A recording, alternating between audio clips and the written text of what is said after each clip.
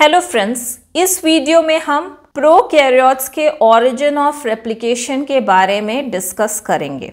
सबसे पहले origin of replication क्या है या ओरिजिन ऑफ रेप्लिकेशन का डेफिनेशन क्या है। ओरिजिन ऑफ रेप्लिकेशन डीएनए के वे सीक्वेंस होते हैं जहां पर कि रेप्लिकेशन स्टार्ट होता है या इनिशिएट होता है किसी क्रोमोसोम में, प्लाज्मिड में या वायरस में। अगर हम प्रोकैरियोटिक क्रोमोसोम की बात करें तो ये सर्कुलर होता है और लेस एक्सटेंसिवली कॉइल्ड होता है, यानी कि ये ज़्यादा कॉइल्ड नहीं होता है। और प्रोकैरियोट्स के क्रोमोसोम में सिंगल ऑरिजिन ऑफ रेप्लिकेशन होता है, इसमें सिर्फ एक ही ऑरिजिन होता है रेप्लिकेशन के लिए।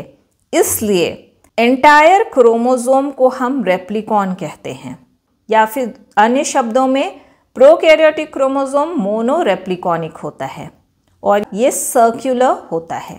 अब रेप्लिकॉन क्या है? डीएनए का एंटायर रीजन या स्ट्रेच जो कि एक सिंगल ऑरिजिन ऑफ रेप्लिकेशन से रेप्लिकेटेड होता है, उसे हम रेप्लिकॉन कहते हैं।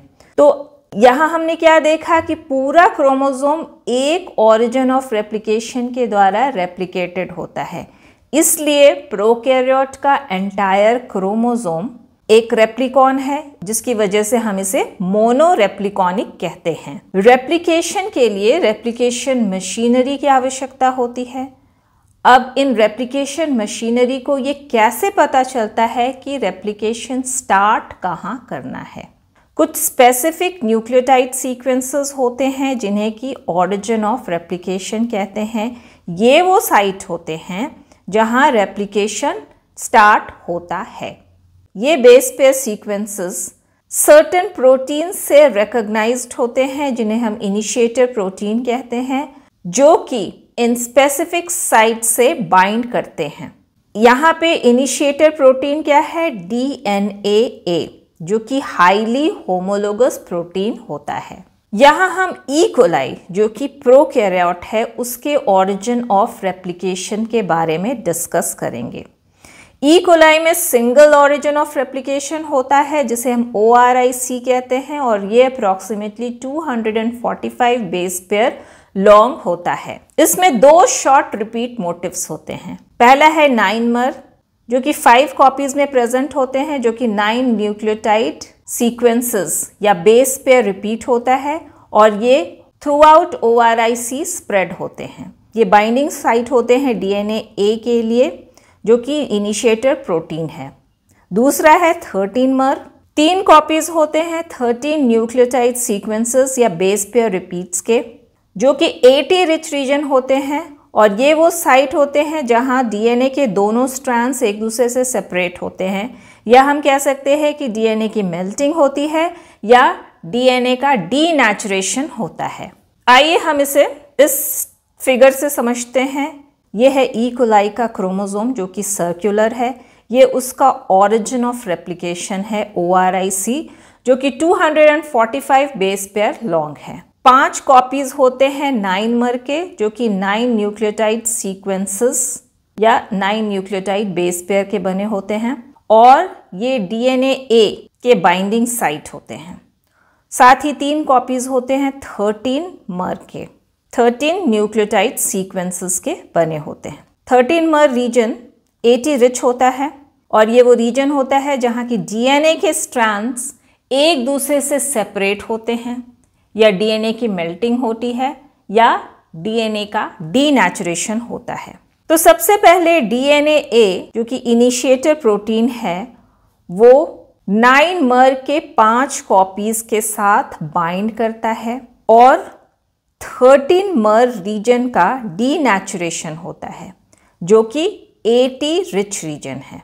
ये denature 13 region replication start site की तरह काम करता है और अन्य प्रोटीन्स के रिक्रूटमेंट को अलाउ करता है, मतलब अन्य प्रोटीन को आकर बाइंड करने के लिए अलाउ करता है। जैसे DNA B हेलिकेज जो कि कॉम्प्लेक्स्ड होता है DNA C के साथ, जो कि हेलिकेज लोडर है। तो हमने क्या देखा कि DNA A प्रोटीन 9 रीजन के साथ बाइंड करता है।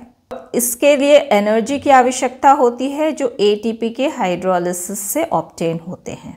अब डीएनए ए के बाइंड करने से डीएनए जो है वो इस तरह से कॉइल्ड हो जाता है, जिसकी वजह से डीएनए प्रोटीन 13 सीक्वेंस के कांटेक्ट में आता है।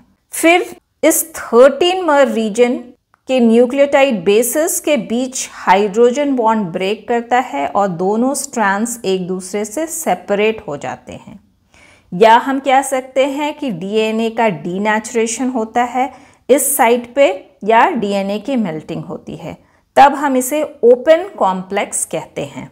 तो हमने क्या देखा कि 13 रीजन में सबसे पहले डीएनए के स्ट्रैंड्स एक दूसरे से सेपरेट होते हैं या डीएनए का डीनेचुरेशन होता है। साथ ही ये 13 रीजन एटी रिच रीजन होता है। तो ये एटी रिच रीजन क्यों होता है? हम जानते हैं कि एटी बेस पेयर आपस में 2 हाइड्रोजन बॉन्ड के साथ जुड़े होते हैं और जीसी बेस पेयर आपस में 3 हाइड्रोजन बॉन्ड से जुड़े होते हैं। तो हम क्या कह सकते हैं कि जीसी बेस पेयर के बीच की बॉन्डिंग एटी बेस पेयर के बीच की बॉन्डिंग से स्ट्रॉन्ग होती है, या दूसरे शब्दों में एटी बेस पेयर 33% वीक होते हैं compare to GC base pair. इसकी वजह से डीएनए के वे स्ट्रेच जो कि एटी रिच होते हैं वो रेडिली सेपरेट हो जाते हैं या आसानी से सेपरेट हो जाते हैं लोअर टेम्परेचर पे, और रेप्लिकेशन मशीनरी को अंदर आने के लिए अलाउ करते हैं ताकि डीएनए का रेप्लिकेशन हो सके। इसी वजह से 13 रीजन एटी रिच रीजन होते हैं। डीएनए के जब 2 स्ट्रैंड्स 13 रीजन पे सेपरेट होते हैं तो इनकी फर्दर अनवाइंडिंग होती है हेलिकेज एंजाइम के द्वारा, जो एनर्जी यूज करता है एटीपी के हाइड्रोलिसिस से। डीएनए के 2 स्ट्रैंड्स की अनवाइंडिंग होती है कॉम्प्लीमेंट्री बेस पेयर्स के बीच हाइड्रोजन बॉन्ड के ब्रेक होने से। जब डीएनए ओपन होता है तो वाई शेप स्ट्रक्चर बन जाता है जिसे हम रेप्लिकेशन फोक कहते हैं, और ये रेप्लिकेशन फोक डीएनए के रेप्लिकेशन के साथ आगे की ओर प्रोसीड करता है, इसलिए हम इसे ग्रोइंग पॉइंट कहते हैं। यूनिडायरेक्शनल रेप्लिकेशन में सिंगल रेप्लिकेशन फोक होता है और बाई डायरेक्शनल रेप्लिकेशन में 2 रेप्लिकेशन फोक्स होते हैं, और ये 2 रेप्लिकेशन फोक्स ऑरिजिन से दूर एक दूसरे से ऑपोजिट डायरेक्शन में प्रोसीड करते हैं। तो ये है यूनिडायरेक्शनल रेप्लिकेशन। यहाँ पे एक रेप्लिकेशन फोक है जो इस डायरेक्शन में प्रोसीड कर रहा है, और ये है बाई डायरेक्शनल रेप्लिकेशन जिसमें कि 2 रेप्लिकेशन फोक है जो कि एक दूसरे से ऑपोजिट डायरेक्शन में प्रोसीड कर रहे हैं। रेप्लिकेशन फोक के मूवमेंट का रेट होता है 1000 न्यूक्लियोटाइड पर सेकेंड। डबल स्ट्रैंडेड डीएनए के सेपरेट होने से सिंगल स्ट्रैंडेड डीएनए मिलते हैं जो कि आरएनए की तरह इंटरनल बेस पेयरिंग के द्वारा सेकेंडरी स्ट्रक्चर बना सकते हैं, या फिर डीएनए के 2 स्ट्रैंड फिर से वाइंडिंग करके डबल हेलिक्स बना सकते हैं। इसी वजह से सिंगल स्ट्रैंड बाइंडिंग प्रोटीन जो है सिंगल स्ट्रैंडेड डीएनए को कोड करता है, या single strand of replication fork को कोड करता है या उसके साथ अटैच हो जाता है, और इस तरह से सिंगल स्ट्रैंडेड डीएनए को फिर से वाइंड करके डबल हेलिक्स बनाने से प्रिवेंट करता है या रोकता है। ऑरिजिन ऑफ रेप्लिकेशन के कुछ कॉमन फीचर्स हैं। ये यूनिक डीएनए सेगमेंट्स होते हैं और इनमें शॉर्ट रिपीटेड सीक्वेंसेस होते हैं। ये सर्टेन ऑरिजिन बाइंडिंग प्रोटीन्स के द्वारा रिकॉग्नाइज किए जाते हैं और ये एटी रिच रीजन्स होते हैं। ये थी आज की वीडियो। अगर आपको ये वीडियो पसंद आई हो तो इसे लाइक करें, शेयर करें और मेरे चैनल को सब्सक्राइब करना ना भूलें। Thank you.